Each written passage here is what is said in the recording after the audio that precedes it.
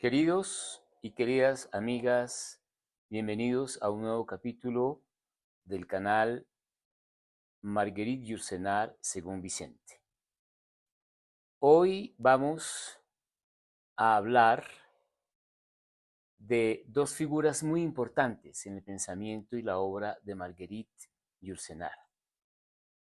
Son dos figuras que presiden la vida humana y que están íntimamente entrelazadas. Se trata del destino y del azar. Voy a intentar explicar estas dos figuras. Para Marguerite Yourcenar, el destino es de origen griego y se llama Ananké. Ananké significa la fatalidad, pero no en el sentido de desgracia, de infortunio, sino en el sentido de la suerte, del sino, de lo inevitable. Esta visión griega del destino, que Margarita hace suya, Ananké, es lo que se impone en nuestras vidas, a pesar de nosotros mismos, dejando un espacio muy estrecho para el libre albedrío. Aquí es muy interesante preguntarnos qué es para nosotros el destino. Entonces, el destino griego es lo que se impone y nos deja muy poca libertad para reaccionar. Por otro lado, es de señalar que el padre de Marguerite, Michel de Crayoncourt, quien transmitió en gran parte el sentido de la transgresión a su hija, se tatuó en un brazo el nombre de Ananké, en un momento en que el tatuaje en Europa era símbolo de haber estado en la cárcel. Por ejemplo, quienes iban a la isla Cayena, a la isla del Diablo, los marcaban después con un tatuaje que les dejaba la marca de por vida como señalando que habían estado en la prisión. Michel se marca, se tatúa este nombre de Ananké. Unido a esto, señalemos que uno de los rostros de este Ananké para Marguerite Yourcenar es el azar. El azar entendido como aquello que acaece, que de pronto adviene sin que conozcamos la razón o la causa. Podríamos pensar, mirando la obra de Yourcenar, que el azar es el encuentro entre una causalidad exterior y una finalidad interior, y que está regido por algunas leyes ocultas que no podemos desentrañar, pero que detrás de esto hay seguramente una armazón matemática, como Yourcenar lo insinúa en varias ocasiones. Es interesante también observar que la palabra azar proviene del árabe y significa dado, los dados. Es un término que se relaciona con la casualidad y la suerte, especialmente en el contexto de los juegos del azar. Hay un pasaje durante la crucifixión de Jesucristo que quienes lo crucifican juegan con los dados quién se va a quedar con su túnica. Entonces, así el azar preside, claro está, es cuando decimos los juegos de azar, es decir, ganamos o perdemos sin saber por qué. Y algo muy interesante aquí es que Marguerite Yourcenar asocia el azar a la figura de Dios, como si Dios se colara en ese azar, en lo que acaece, en lo que sucede. Como si el destino fuera una serie de manifestaciones a través de el azar, y ahí estaría la presencia de Dios. Incluso encontramos en su obra, a menudo, la asociación entre la palabra azar y la palabra Dios. Por ejemplo, cuando algún periodista le pregunta en la isla de los Montes Desiertos, en el estado de Maine, en Estados Unidos, ¿por qué vive usted, Madame Yourcenar, en una isla tan apartada del mundo, una casa como misteriosa, en fin? Dice ella, bueno, sí, yo estoy aquí, eh, me imagino por designio de Dios, o no, más bien por el azar. Es decir, que eh, para ella azar y Dios son intercambiables. Podríamos afirmar que el azar para Yursenar es el rostro que asume Dios para viajar de incógnito. Por eso, como les decía, esto circula en la obra de Marguerite Yourcenar, esta noción del azar. En Memorias de Adriano, en la traducción de Julio Cortázar, el texto es de 1952, la traducción de 1955 al español, hay una reflexión de Adriano en el que coloca el logos frente al mito, es decir, la razón frente a la fábula o a, la, a lo creativo. Entonces, dice ella, dice Adriano lo siguiente: el espíritu humano, vamos a ver que asocia una vez más aquí azar con Dios. Adriano dice, el espíritu humano siente repugnancia a aceptarse de las manos del azar, a no ser más que el producto pasajero de posibilidades que no están presididas por ningún Dios y sobre todo por el espíritu humano mismo.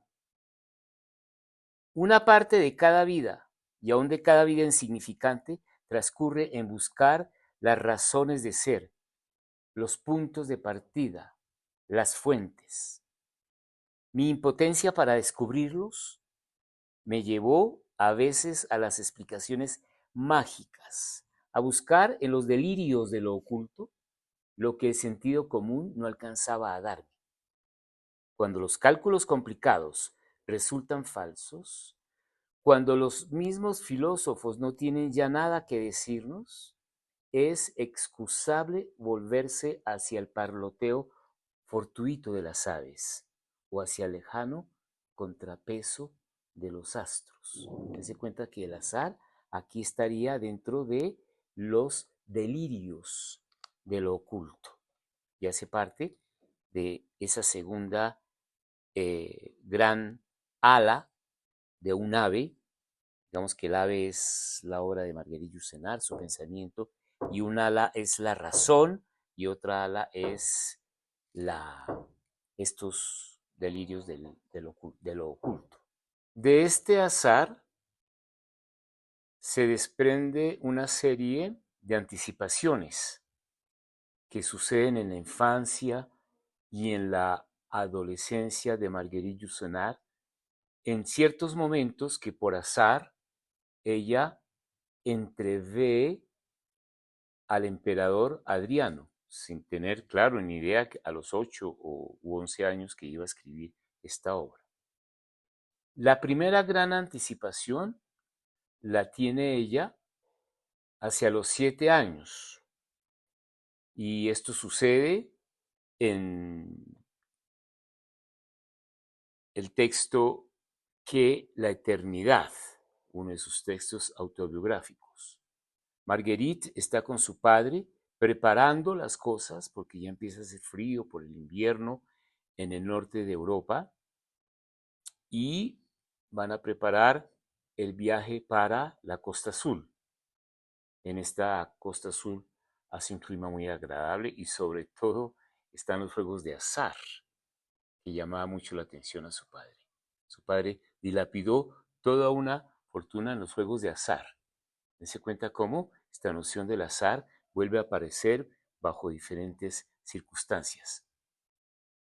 Entonces, hacia los 7 años, Marguerite Yourcenar abre un libro, dice ella, como hacía frío,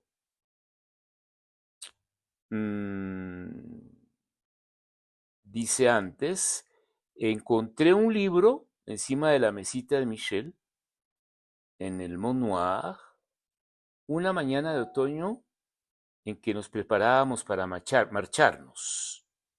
Como hacía frío, mi padre me aconsejó que me metiera en su cama y me tapara con el edredón verde. Cogí el volumen y lo abrí al azar.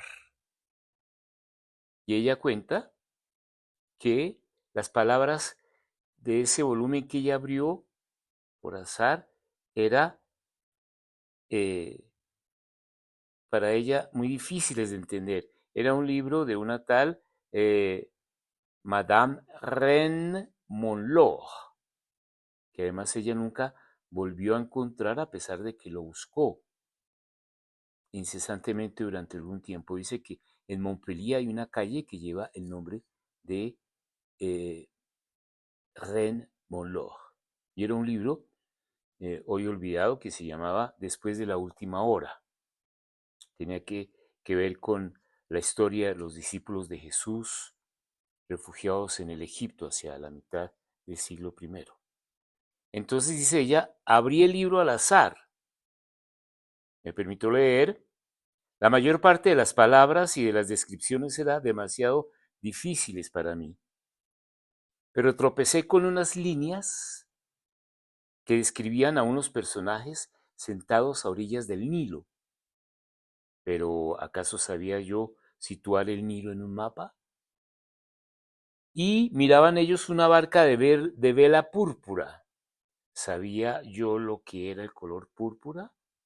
Que avanzaba empujada por el viento a la puesta del sol sobre un fondo verde de palmeras y el fondo rojizo del desierto. Yo sentía que el sol poniente daba vida a aquel paisaje. Los personajes cuyo nombre no me importaba miraban pasar la barca. Un sentimiento de admiración me invadió tan fuerte que volví a cerrar el libro. La barca ha seguido navegando río arriba, consciente o inconscientemente en mi memoria durante 40 años. El sol rojo descendiendo a través del palmar o sobre el acantilado, el Nilo fluyendo hacia el norte. Algún día vería yo en ese puente llorar a un hombre de pelo gris. Es decir, que en este texto, Yusenar ya ve a Adriano, como lo colocará ella en el libro Memorias de Adriano, cuando el favorito de Adriano, Antinoo, se suicida en el Nilo. Y entonces lo logran rescatar y lo llevan en la barca muerta y Adriano va, ese gran emperador solar asociado a los dioses, queda reducido a una dimensión humana, postrada ante el cuerpo amado, su pelo de pronto se le ve ya con canas y va llorando, transportando en esa barca a Antino. Entonces Marguerite Yourcenar descubre todo esto 40 años antes. Si comenzó a escribir en Memorias de Adriano en forma en 1948, la pequeña tendría entonces como unos 8 años o 7 cuando descubrió este libro de Reine Monlor. Ahora, vemos otra anticipación, la segunda, durante su adolescencia.